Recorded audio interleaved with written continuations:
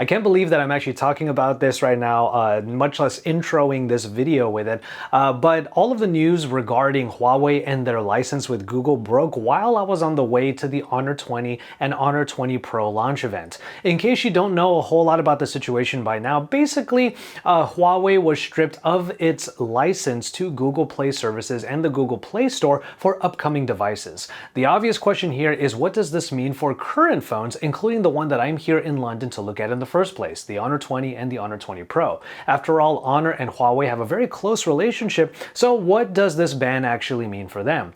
The kind of good news here is that if you're already using an Honor device, or even a Huawei device for that matter, and it already has the Google Play services and the Google Play Store installed, they will continue to work normally. It's about putting those same services on future phones. However, that little bit of good news, we'll see what happens in the future, but that little bit of good news does bode well for the phone that I'm here to look at in London in the first place. It's Joshua Vergara, what's going on everybody? And we're here to take a look at the Honor 20 and the Honor 20 Pro.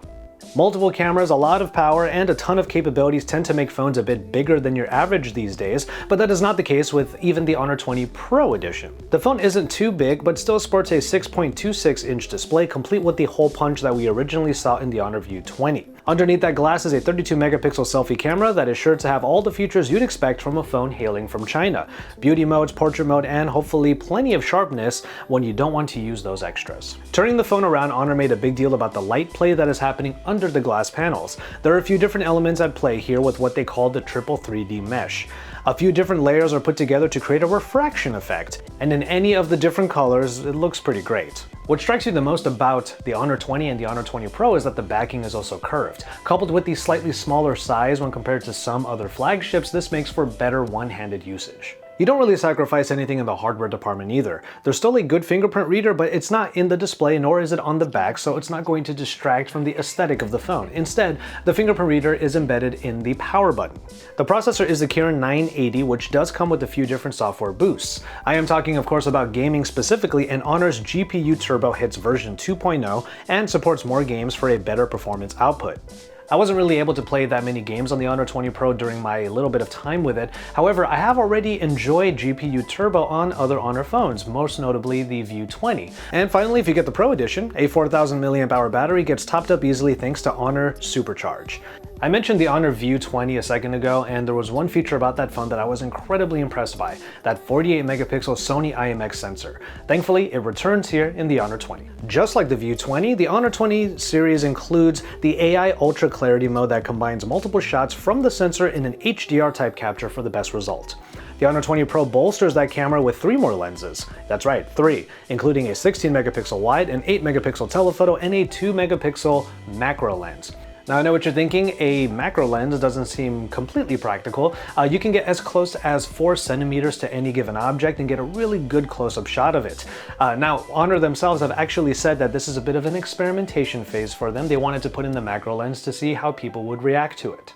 The Super Night Shot can be used with a wide-angle lens as well, which is a nice touch, and a combination of OIS and AIS ensure that shaky hands don't mess up the shot. So I already talked about it a little bit in the intro, but what does this Android ban mean for Huawei and thus Honor? After all, Honor uses Magic OS and it looks a little bit like EMUI. Well, like I said in the intro, if you already have Google Play Store services installed on any given device, then they will continue to work normally. It's about future devices, any ones that might be coming after the Honor 20 or the Honor 20 Pro. And with all of those things considered, the Honor 20 Pro is still an exciting phone with quite a bit to boast.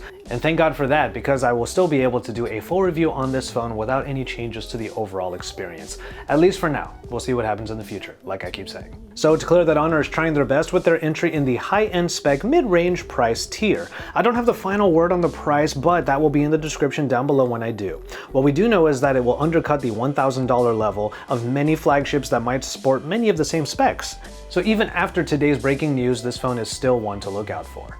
As always, thank you very much for watching and look forward to my upcoming videos on the Honor 20 and the Honor 20 Pro. I believe I'm going to be getting the Pro Edition. We'll see what happens after the event, which is happening pretty much right now as you're watching this video when it's first released. In any case, look out for the pricing in the description down below. Any other details will also be there, and also in the comment sections where you can have a discussion about this phone, and I will do my best to be in there and respond to some of those comments. From there, you can drop some likes on this video so I know you love what I'm doing here at JV. Subscribe subscribe to the channel as well. Consider hitting that bell over on the side to keep up with everything that's going on. We're going to have many more reactions to all of the stuff that's going on between Huawei, Google, the US, and China, all of that stuff, I'm sure. So you can look forward to all of that. But until my next video, until all of those reactions, I'll just remind you to enjoy your tea, everybody.